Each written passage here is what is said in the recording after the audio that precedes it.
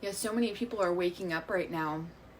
You know, it's like their soul is being turned on and they're remembering that they are a unique being with unique talents and gifts that they are meant to bring forward.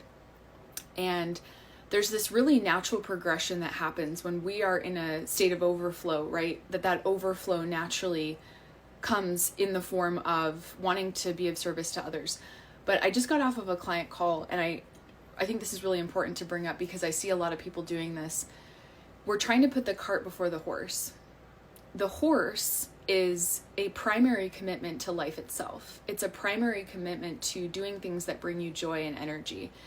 And if we are not, if all of us is not even on board for life because we have core beliefs or traumas or things that we're holding in us that act as a resistance to literally just as a primary foundation being committed to life itself, then that natural overflow process is going to be harder to come into, and we're going to try to force it.